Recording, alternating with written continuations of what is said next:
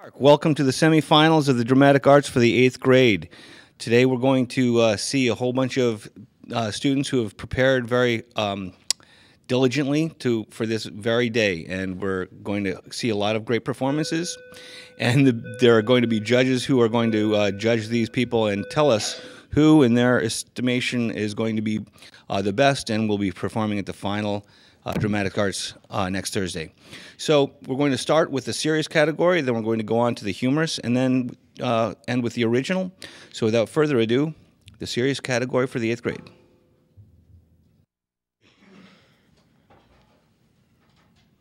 My name is Charlie Barker, and this is 17 Funerals by Richard Blanco. 17 suns rising in 17 bedroom windows. 34 eyes blooming open with the light of one more morning. 17 backpacks or briefcases stuffed with textbooks or lesson plans. 17 good mornings at kitchen breakfast and 17 goodbyes at front doors. 17 drives through palm-lined streets and miles of crowded highways to Marjorie Stoneman Douglas High School at 5901 Pine Island Road. The first bell ringing in one last school day on February 14th, 2018. 17 echoes of footsteps down hallways for 5 class periods, algebra, biology, poetry, art, history, 17 hands writing on whiteboards or taking notes at their desks until the first gunshot at 2:21 p.m. One AR-15 rifle in the hands of a 19-year-old mind turning hate for himself into hate for others into 150 bullets fired in 6 minutes through building number 12. 17 dead, carried down hallways they walked, past cases of trophies they won, flyers for clubs they belong to, lockers they won't open again, 17 Valentine's Day dates broken, and cards unopened. 17 bodies to identify, dozens of photo albums to page through and remember their lives, 17 caskets and burial garments to choose for them, 17 funerals to attend in 12 days. 17 graves dug and headstones placed, all marked with the same date of death. 17 names: Alyssa, Helena, Scott, Martin. 17 absentees forever: Nicholas, Aaron, Jamie, Luke. 17 closets to clear out: Christopher, Kara, Gina, Joaquin. 17 empty beds: Elena, Meadow, Alex, Carmen, Peter. 17 reasons to rebel with the hope that these will be the last 17 to be taken by one of 393 million guns in America. Thank you. Hi, my name is Scarlett Hazley, and I will be reciting Somewhere in America by Rihanna McGavin. Here in America, in every single state, they have a set of standards for every subject, a collection of lessons that the teacher is required to teach by the end of the term. But the greatest lessons you will ever teach us will not come from your syllabus. The greatest lessons you will ever teach us, you will not even remember. You never told us what we weren't allowed to say. We just learned how to hold our tongues. Now, somewhere in America, there's a child holding a copy of Catcher in the Rye, and there's a child holding a gun. But only one of these things have been banned by their state government, and it's not the one that can rip through flesh. It's the one that says F you on more pages than one. Because we must control what the people say and how they think. But if they want to become an overseer of their own selves, then we'll show them a real one. And somewhere in America, there's a child sitting at his mother's computer reading the homepage of the KKK's website, and that's open to the public. But that child will never have read To Kill a Mockingbird because the school has banned it for its use of the N-word. Maya Angelou is prohibited because we're not allowed to talk about rape in schools. We were taught that just because something happens doesn't mean you are allowed to talk about it. They built this brand new shopping mall so that we forget where we're really standing. On the bones of the Hispanics, on the bones of the slaves, on the bones of the Native Americans, on the bones of those who fought just to speak. And somewhere in America, private schoolgirls search for hours through boutiques trying to find the prom dress of their dreams. while kids on the south side spending hours searching through the lost and found because winter's coming soon and that's the only jacket they have. Kids are late to class for working the midnight shift. They give awards for best attendance but not for keeping your family off the streets. What'd you learn in class today? Don't walk fast, don't speak loud, keep your hands to yourself, keep your head down, keep your eyes on your own paper. If you don't know the answer, fill in C. Always wear earbuds when you ride the bus alone. If you feel like someone's following you, pretend you're on the phone. A teacher never fails. Only you do. Every state in America, the greatest lessons you will ever teach us are the ones you will not even remember learning. Thank you.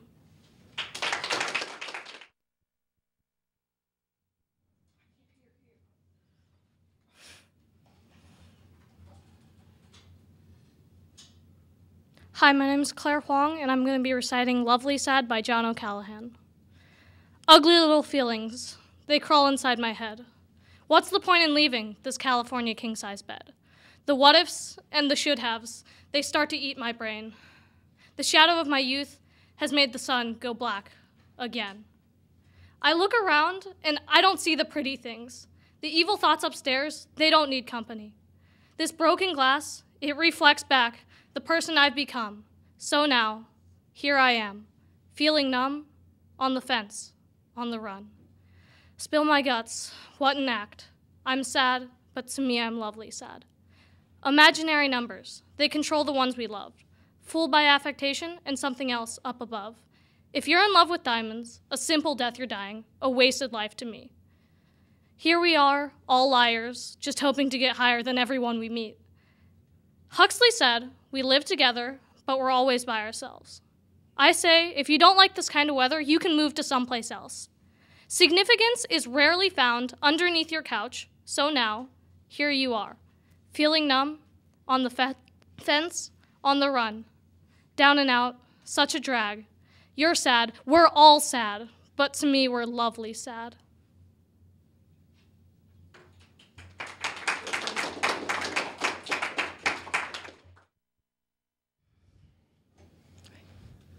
Hello everyone, my name is Katie Lee and today I'll be performing Even the Gods by Nicole Seeley. Enjoy.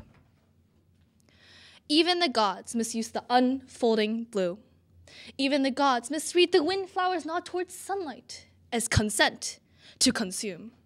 Still, you envy the bone that draws their chariot, bone of their bone. The wilting mash of air alone keeps you from scaling Olympus with gifts of dead or dying things dangling from your mouth.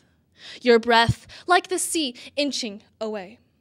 It is rumored gods grow where the blood of a hanged man drips. You insist on being this man. The gods abuse your grace. Still, you'd rather live among the clear, cloudless white, enjoying what is left of their ambrosia. Who should be happy this time? Who brings cake to whom? Pray the gods do not misquote your covetous pulse for chaos, the black from which they were conceived. Even the eyes of gods must adjust to light. Even gods have gods. Thank you. Hi, my name is H.R. Moore, and I will be reciting a serious poem titled I Pledge. I went to a Spanish immersion school, which means that from the ages of 4 to 11, every book and every class and every subject was taught in Spanish. And every morning, the entire student body would rise from our seats in unison. We'd place our hands over our hearts like we were told. Our heads made a sunflower tilt towards the American flag. And we recited a colonizer's pledge in another colonizer's language. Juro fidelidad a la bandera de los Estados Unidos de América y a la república que simboliza una nación bajo Dios indivisible con libertad y justicia para todos. This is how I learned devotion to my country. I asked my mom once why it was so important for a little girl to learn Spanish. She told me it was a mother's duty to help her daughter's wings grow outward from her spine, and this is how I learned to survive, that bilingual white girl is equal to, but never greater than mediocre white man, that this female body is more valued in silence than the force of my fist and my voice. Another time, Columbus Day, I recounted to my father what I had learned of these events at dinner. He let me finish and then proceeded to show me what it means to bend truth into a textbook.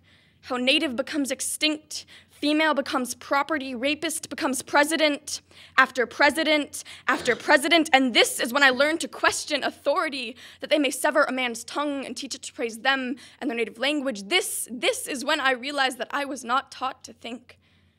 but I was taught to recite.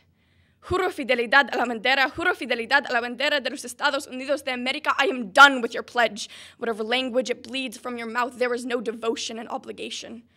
I took a punch to the face every morning from ages 4 to 11, and now my jaw is a rickety ship on its way back to its mother tongue. From now on, I will only pledge allegiance to the disobedience. I pledge allegiance to Michelle Obama's women empowerment speech, to Emma Gonzalez's We Call BS. I pledge allegiance to San Diego, California, and the language we learned at the hands of the same kind of oppressor. May my days of disobedience to this country's glory outnumber the days my mind has spent in bondage. So, do you know what happens when you do something over and over and over again? Nothing. Nothing happens until you stop. Thank you.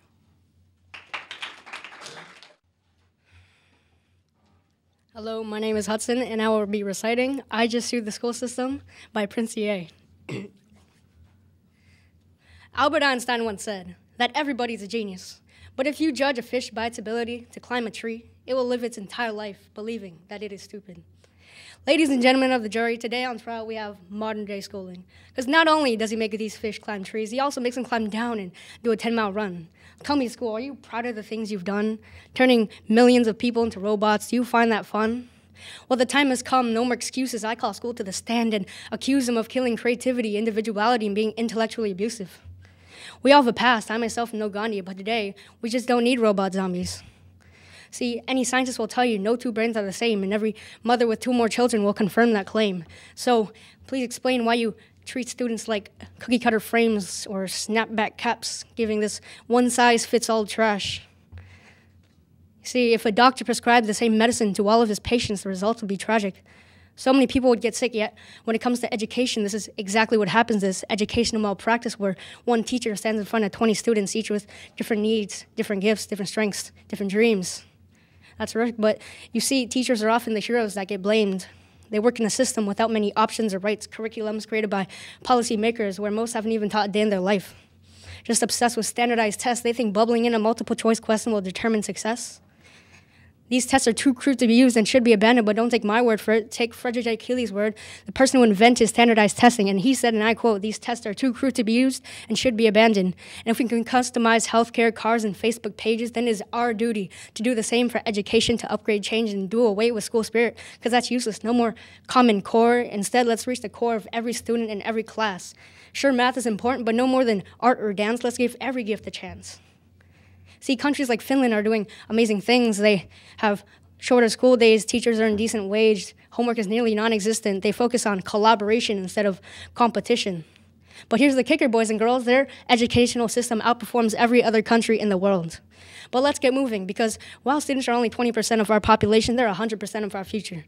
So let's attend to their dreams, and there's no telling what we can achieve. This is a world in which I believe, a world where fish no longer have to climb trees.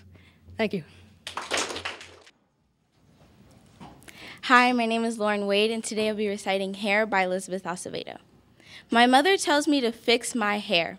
And by fix, she means straighten. She means whiten. But how do you fix this shipwrecked history of hair? The true meaning of stranded, like tresses held tight like African cousins in ship bellies. Did they imagine that their great-grandchildren would look like them and would hate them how we do, trying to find ways to erase them out of our skin, iron them out of our hair, this wild tangle of hair that strangles air? You may call them wild curls, I call them breathing. They say Dominicans can do the best hair, but what they mean is, why would you date a black man? But what they mean is, have you thought of your daughter's hair? I let my curtain of curls blanket us from the world and how our children will be beautiful. My mama tells me to fix my hair, and so many words remain unspoken, because all I can reply is, you can't fix what was never broken. Okay, let's hear it. Another round of for the serious category. They were all very, very impressive. I thought each and every single student did an amazing job. That's going to be a very hard decision for the judges. Okay, we're going to move on to the humorous category next. So without further ado, the first humorous presenter.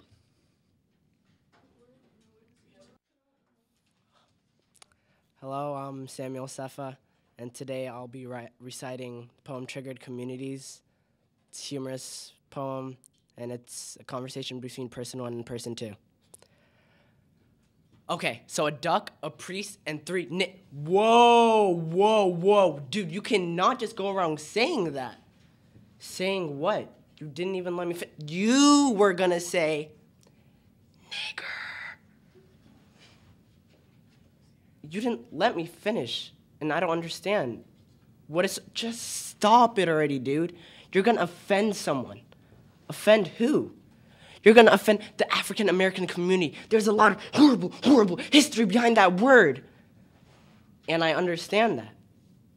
But you didn't let me finish. Okay, you know what? Please go ahead and finish that joke and embarrass yourself in front of everybody. Okay, thank you. So a duck, a priest, and 3 knights going to McDonald's. The cashier says, "What is this, a joke?" Oh my, dude, that was amazing. Thank you. It took me a while. You know, I really jumped to conclusions, thinking that you were gonna say something horrible.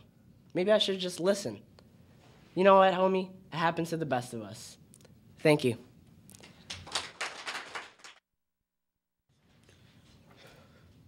I can start. Oh. Hey, my name is Keith Daly. I'm reciting a poem called "My Community is in the humorous category." My community is filled with people who work like a cheerleader, and live in a house. My community is filled with people who take and give. My community is filled with people I know, like Jabril. My community is where I play with my Hot Wheel cars and I grow. My community is a place. Wait, what? Oh, my bad. My community is a place. Well, I'm sorry. Last time. My community is a place where people show they care, like Valentine's Day. Okay, my community is a place where people take and share. My community is a place, but no, only for you and me. My community is a place where I want to be. Sometimes in a community, people say stuff that might hurt your feelings. Karen. Thank you.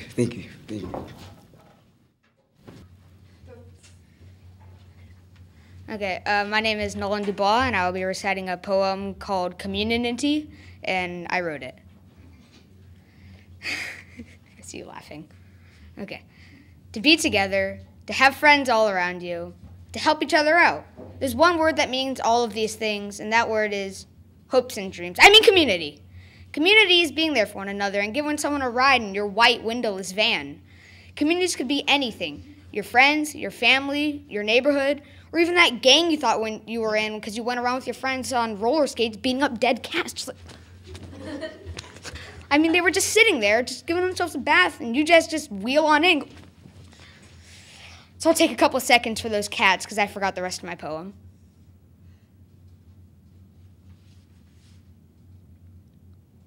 Okay, to sum it all up, community is being there for one another no matter who or where you are. So let's all as a community go kick some dead cats. Thank you.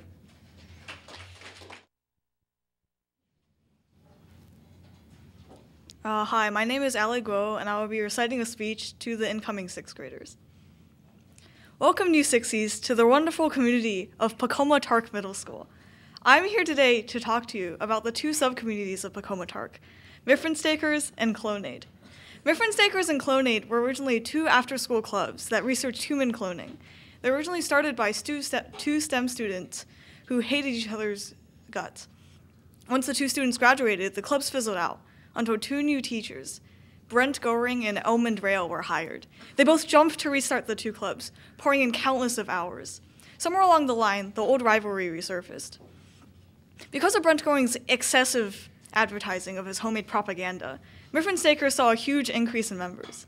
Clonade chose not to advertise, believing that students should have free choice of the two clubs, uninfluenced by propaganda. Mifflin Stakers and Clonade have since grown from two clubs to two huge communities. Which side should you join then? Well, both sides have their similarities and differences. Both value STEM and teamwork, and both are filled with many kind and intelligent people. Now, what separates these two groups are their leaders. Brent Goring and Elmond Rail have two very different leading styles. Elmond Rail values open-mindedness and democracy, while Brent Goring values a strict hierarchy of peasants, officers, and presidents, a system that looks suspiciously like the feudal system. So today, Mifflin Stakers and Clonade's rivalry continues. Even the teachers have established what sides they support.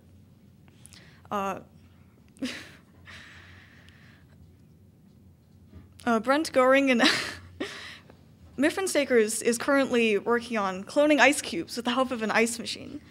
More notably, though, Brent Goring's followers spend most of their time showering him with praises and gifts instead of actually researching human cloning. Clonade, on the other hand, has successfully cloned a fruit fly named Steve. Well, the choice is yours, small children. Which side will you join? Thank you. So, no, it's somewhere in the middle. Hey, look, I'm see-through. Anyways, my name is Josiah Lim-Chiang, and I'm reciting the poem Our Insane Community, and I wrote it myself. Our community is just insane. In fact, they made a law commanding us to go to a scary place called school. Who in their right mind would do that? No one knows, yet here I am suffering for their heinous actions. I mean, surviving one day is hard enough, yet I have to survive for the majority of the week. At least they had the decency to create 7 different torture devices. For me, I have Spanish, English, theater, science, history, gym, and last but not least, algebra. Each one is scary in its own way. How is it scary, you ask? Well, I'll tell you. First, I have Spanish, where they make you speak their native language to survive. If you don't speak their native language, then tú eres un sacapuntas.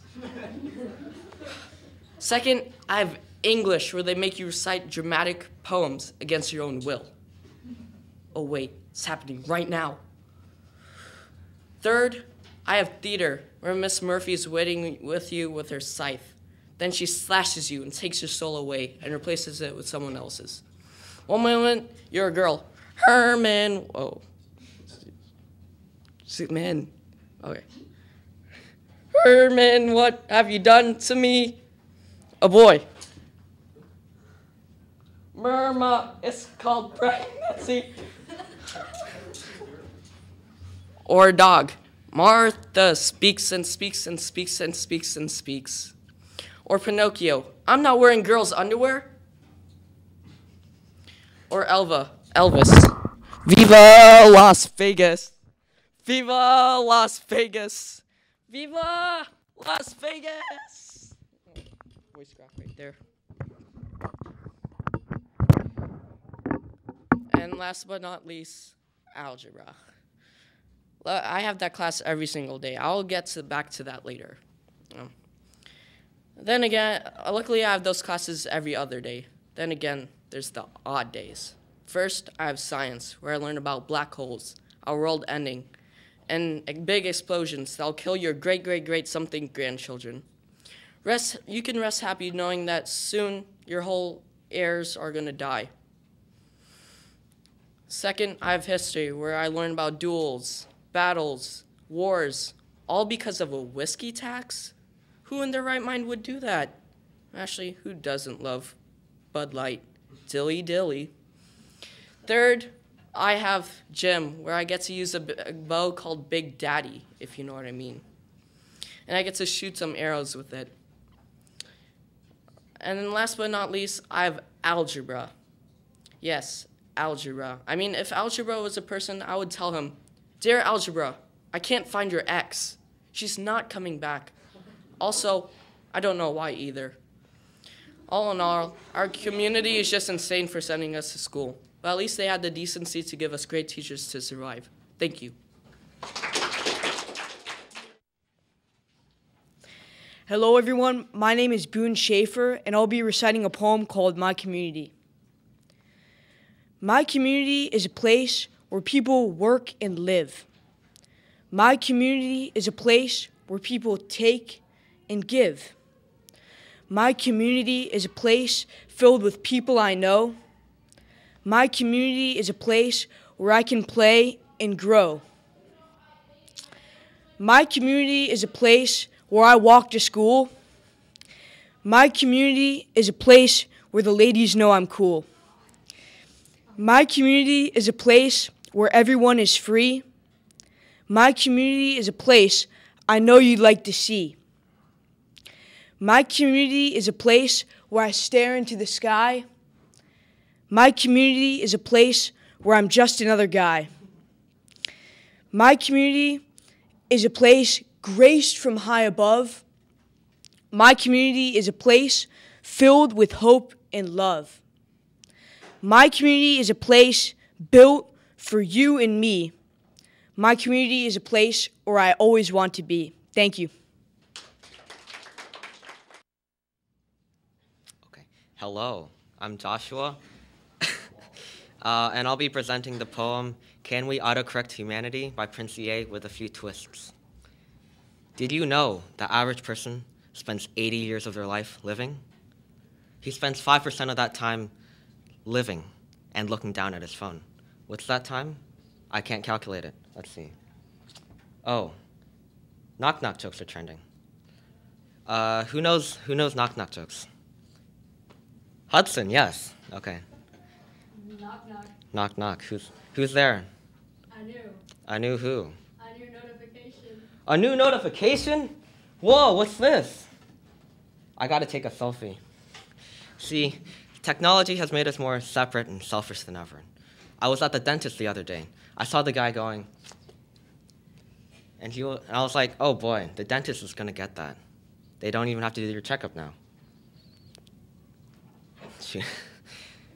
All right. But also Facebook. Not to be rude, Mr. Zuckerberg, but you should really rename it to what it really is, an anti-social network. Because while we sit at home on our computers, measuring self-worth by the number of likes and followers we get, ignoring those who actually love us, it seems we'd rather write an angry blog post than talk to someone who might actually hug us. Am I bugging? You tell me. Because I asked my friend the other day, want to meet up face-to-face?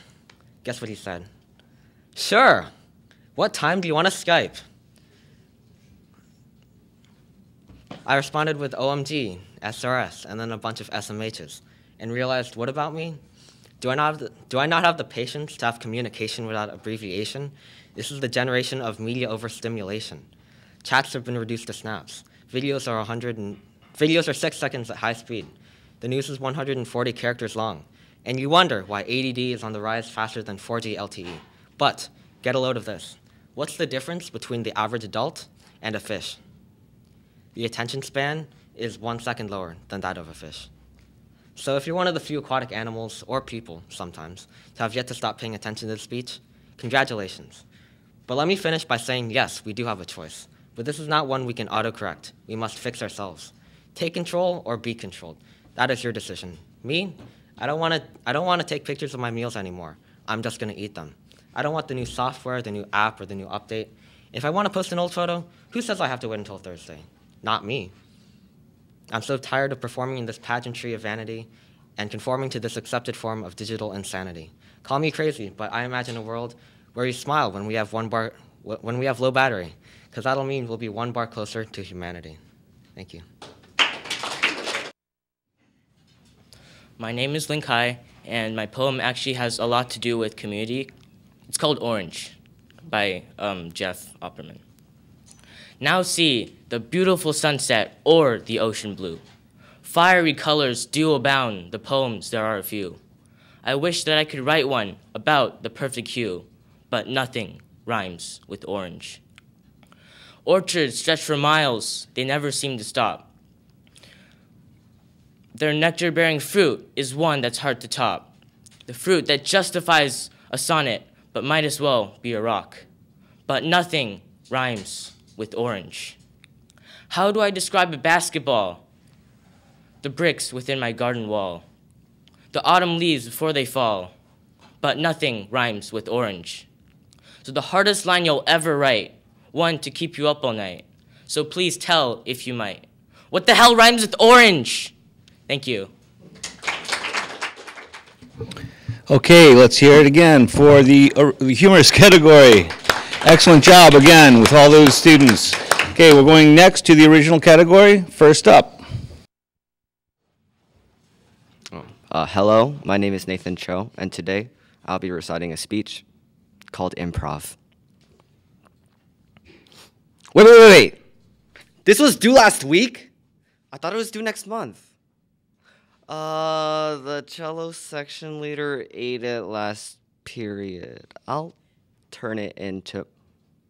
Today's the deadline? Gosh, diddly darn it! How could this happen? Okay, Woo. You were supposed to tell me to not procrastinate on this. What's that? Oh, shut up. You can't say that you procrastinated on telling me to not procrastinate. Oh, okay. Deep breath. Where was I? Oh, yeah. Hello.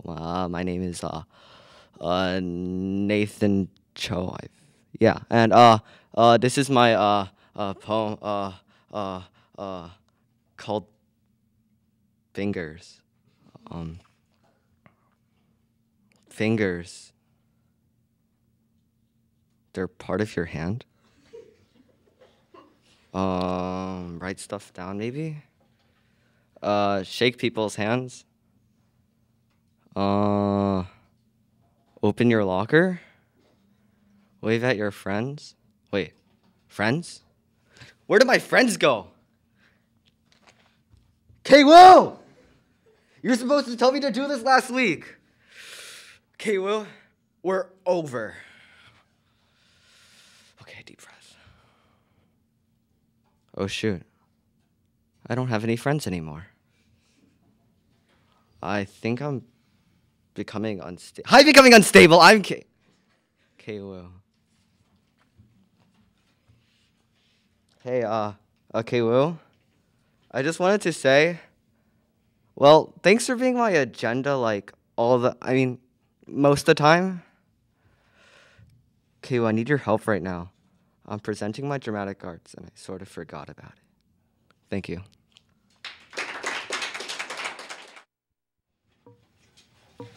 Hello, my name is Aditya Das, and I'm going to be performing an original piece called All We've Done Wrong. Why do we build if it doesn't even help us? And I don't mean shelter. I mean nations. Why do we unite? Because we will never be satiated. Is it fated for viewpoints to fade in and fade out, while entertainment serves as a thin veil to block out the problems of our world? Think about Puerto Rico. Just because it's a tiny island off our east coast doesn't mean that we shouldn't treat them like American people. Some of them still don't even have electricity. And we can get over the fact that Captain Marvel is a girl. Isn't that crazy? We can get over genders of imaginary superheroes. We always seem to argue about computers. We can't get over binary ones and zeros. And we can't even get over who other people like. We can make up our minds about love. We can make up our minds about stupid things like child vaccinations or religious beliefs like whether heaven is above. We can get over the fact that black and white and every other race are equal. We can get over the fact that boys and girls and every other gender are equal. And we can even get over our own leaders. Good or bad, our presidents divide us. We're setting so many dangerous precedents. Where does acceptance come in? We're always so discontent. So many people have so much content and it's only drowning us. And we don't even find it disconcerting. Doesn't anybody feel the same way? Feel like we're drifting farther away? Feel like tomorrow is only worse than today? That our future may be in chains? Couldn't we aid the terrain on our dying planet? Doesn't anybody feel like we should plan this better than we are? Doesn't anybody feel like trying to talk instead of using tank cars? Doesn't anybody feel like trying to use common sense and throw bad people behind jail bars? Doesn't anybody feel like trying to take a stand instead of crying far away in a corner? Doesn't anybody feel like trying to understand one another instead of breaking each other apart? Doesn't anybody feel like separating children from their parents will break all their hearts? Doesn't anybody feel like placing war weapons in everyone's hands was a bad idea from the start? Doesn't anybody feel like opening doors to refugees who fled from the world's most feared parts? Doesn't anybody feel like donating to the poor instead of adding useless items to our shopping carts? Doesn't anybody feel like building barriers won't be of use? Doesn't anybody feel like actually arresting those who abuse? Doesn't anybody feel like fixing all we've done wrong? Doesn't anybody feel like doing anything? Doesn't anybody feel? Thank you. Hello, I'm Ryan Hoff, and I will be presenting the short story, A School Divided by Ryan Hoff. The year was ripe and fresh, and a new batch of students shuffled into Ulysses S. Adams Middle School. Some were tall and weary, and others were short and scared of the new school year. The first day was quite uneventful, with syllabus after syllabus thrown at the students. The second day also went off without a hitch. Day after day, week after week went by quickly. The student elections came and went, and suddenly it was time to plan for the Halloween dance. Hereafter, everything had gone perfectly, but finally something went badly wrong. Organizing the school dance is the new student body's first official action, and it's here that the 7th and 8th grade got just a little distracted. The 8th grade took a relaxed point of view to the dance, saying it should be fun and filled with cool things to do. The 7th grade, on the other hand, brought up the issue of security upon remembering the high school raids of last year. This was the beginning of what would become legend at Ulysses S. Adams Middle School. Campaigns began to sprout up all over the school as more and more people got brought into the ongoing conflict on the school council. As the campaigns grew in size, so did the promises, with the 8th grade's version of the dance now having a stretch limo service and free catering. The 7th graders, on the other hand, were showing off plans for a 12-foot fence with barbed wire on top, just to show off the school's outgoing friendliness. As the dance began to approach, the campaigns went into overdrive, with more and more people, with even teachers taking sides. And as everyone would later discover, it would soon leave the school ducking for cover. The dance finally arrived, and everyone bought their tickets to come and see who had won this battle of wills. Everyone arrived at 7 o'clock sharp to find a 12-foot fence only going around the front half of the gym. And inside, the dance was only half set up, with a snack table and a disco ball measly hanging. Everyone shuffled back outside. And upon the student council seeing their faces, a revelation came about their minds.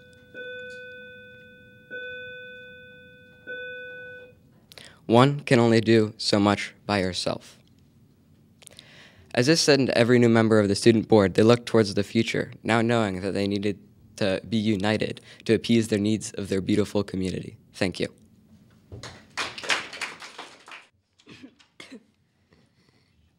Excuse me. My name is Ruby Saloon, and I'm going to be performing an original poem called Ant. I wonder what would happen if I was turned into an ant. I'd want my friends and family to know, so we could think of a plan. I'd gather sticks and stones and write my name on the ground, and wait for my family and friends to circle around. They'd probably think that the human me wrote it, and in a strange twist of fate, they'd probably kill me. The world is not planned. We would in no way know that she was an ant. We'd sit and we'd ponder until suddenly Chrissa and Paul's daughter had gathered enough leaves to write us a message. The letter would read, to a certain degree, with a slight variation on the following.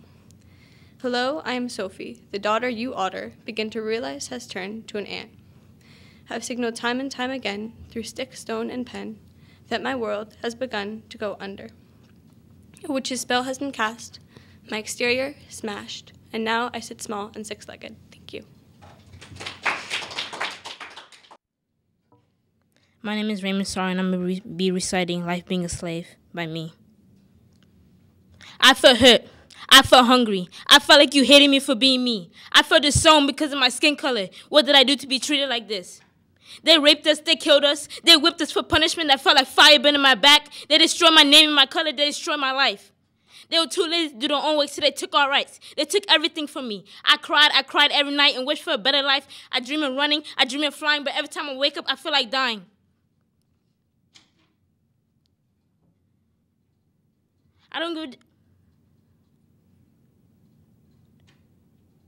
I know if I get caught and run away, my master will deal with me. He'll try and hurt me. He'll try and kill me. He'll try and sell me because being black makes me ugly. So I'm scared. I'm scared for my life because I don't want to die, because I want to live my life with my other black brothers and my other black sisters. I don't give a damn about your skin color, so why in the hell do you give a damn about my skin color? I didn't give it the rights to take me away from my home. I didn't give it the rights to rape me. And I sure didn't give it the rights to call me nigger. Because my name isn't nigger. My name is Raymond, and that's the name I want to be called.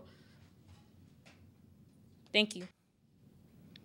Hello, my name is Katya Shepard-Johnson, and I'll be performing an original poem called Youth. We've been under enormous pressure from all sides. We've been beaten, we've been scarred, we've been bullied, we've been ignored, we've been killed. But here we are, the bringers of change, protectors of the new generation, the guinea pigs, the innovators. We are the youth.